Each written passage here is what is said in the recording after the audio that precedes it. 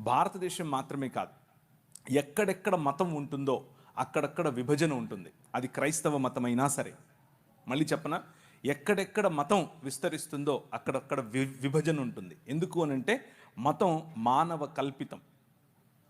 మతం మానవ నిర్మితమైన, మానవ కల్పితమైన ఒక వ్యవస్థ. మతాలు ప్రజల మధ్యలో చిచ్చు పెడతాయి. మతాలు ప్రజలను ఒకరికంటే తక్కువగా చూసే ప్రయత్నం చేస్తాయి. మతం అనేది ఒక విగ్రహం. మతం అనేది ఒక విగ్రహం.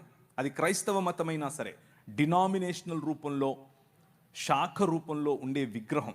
ఆ విగ్రహం ఎదుటి మనిషిని మనిషిగా గుర్తించటానికి, నా శాఖలో లేకపోతే, నా బాటలో లేకపోతే ఆ మనిషి మనిషే కాదు, ఆ మనిషిని నేను ప్రేమించక్కర్లేదు, ఆ మనిషిని నేను దూరం ఉంచాలి అన్నటువంటి వ్యవస్థ మత వ్యవస్థ. ఆ మత వ్యవస్థ భారతదేశంలో మాత్రమే కాదు, భారతదేశం మాత్రమే కాదు, ఎక్కడెక్కడ మతం ఉంటుందో అక్కడక్కడ విభజన ఉంటుంది. అది క్రైస్తవ మతమైనా సరే. మళ్ళీ చెప్పనా, ఎక్కడెక్కడ మతం విస్తరిస్తుందో అక్కడక్కడ విభజన ఉంటుంది. ఎందుకు అనంటే మతం మానవ కల్పితం. మతం మానవ నిర్మితమైన, మానవ కల్పితమైన ఒక వ్యవస్థ. మతాలు ప్రజల మధ్యలో చిచ్చు పెడతాయి. మతాలు ప్రజలను ఒకరికంటే తక్కువగా చూసే ప్రయత్నం చేస్తాయి. మతం అనేది ఒక విగ్రహం. మతం అనేది ఒక విగ్రహం.